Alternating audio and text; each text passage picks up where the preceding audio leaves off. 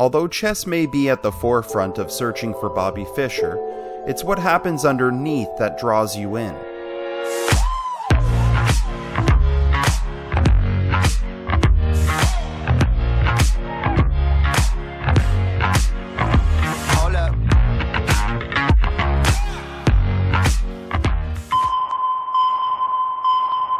Canada be damned. I'm going to the Klondike. The Klondike is Canada.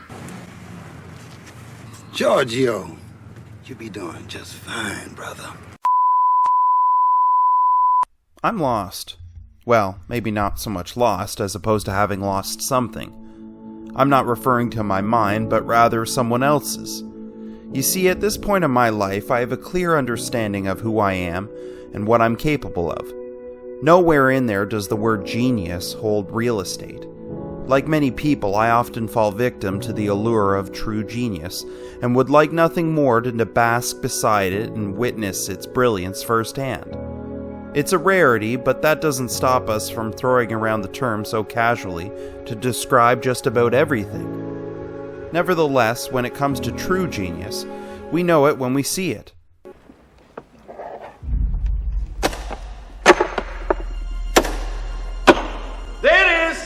Steven Zaillian's 1993 drama, Searching for Bobby Fischer, touches upon true genius, and although the film itself may not be regarded as such, it's no less gifted or apt.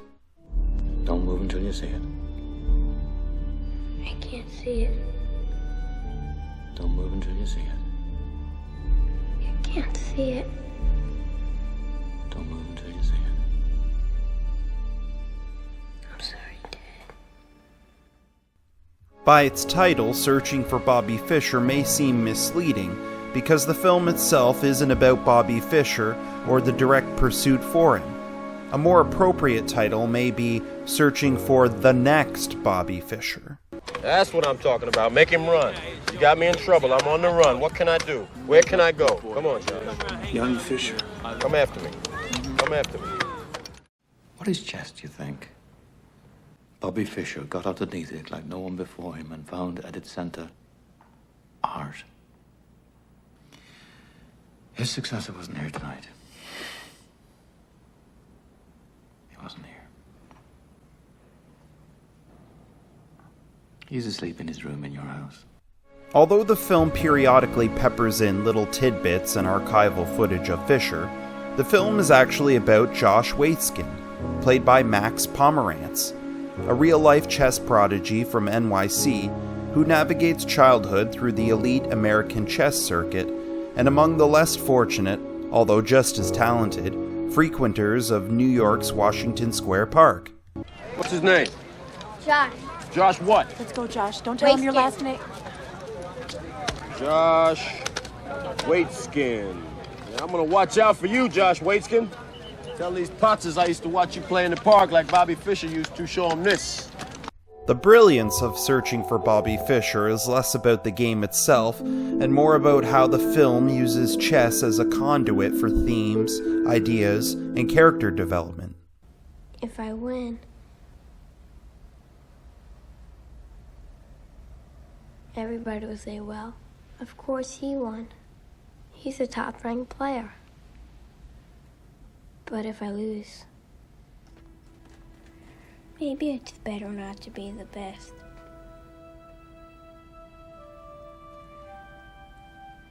Then you can lose, and it's okay.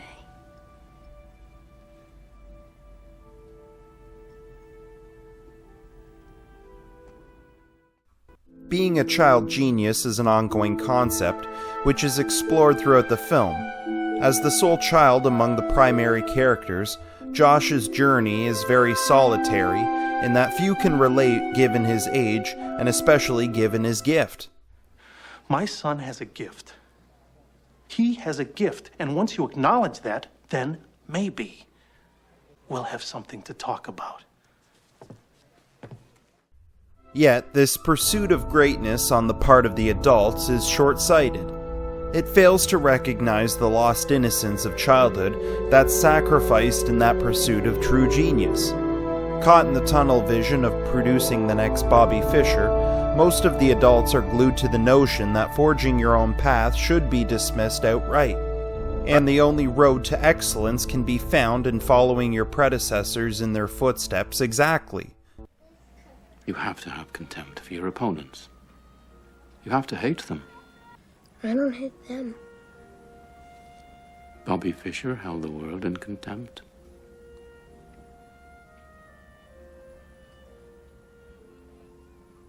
I'm not him.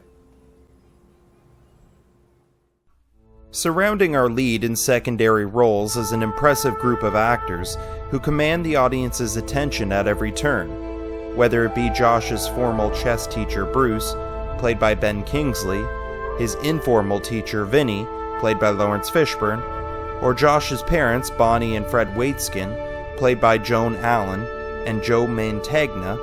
The list of Grandmaster caliber actors is astounding. Even actors who'd have equal billing to these legends in any other movie are cast in this film in roles which are less fruitful and beyond an actor with such name recognition, like Tony Shalhoub, Laura Linney, and William H. Macy, whose role is a pawn relegated to simply being called Tuna Fish Father. I'm gonna get myself a tuna fish sandwich. Can I get you a sandwich? No, that's... I'm gonna get you a tuna fish sandwich.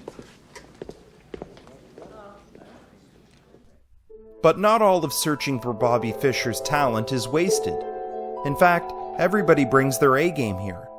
And that goes beyond the actors too. Lost legends like James Horner, who brings an evocative score, or Conrad L. Hall, who elevates the cinematography to a gravitas beyond the stationary demands of chess, do their part so eloquently, they assist the actors in sending Searching for Bobby Fischer into the stratosphere. Proud of. You're playing not to lose, Josh. You got to risk losing. You got to risk everything. You got to go to the edge of defeat. That's where you want to be, boy. On the edge of defeat. But what? Play. Never play the board, always the man. You gotta play the man playing the board. Play me. I'm your opponent. You have to beat me, not the board. Beat me. you're not who I have to play. You're playing me now. Come on, beat me. Sounds kinda familiar, doesn't it?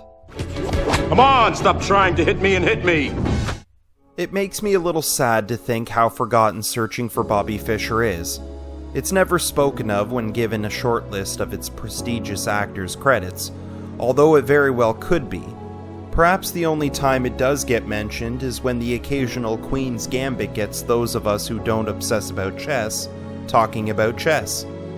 By its nature, chess is cerebral, insular, and slow. And for those reasons, it's no surprise why it isn't televised on ESPN.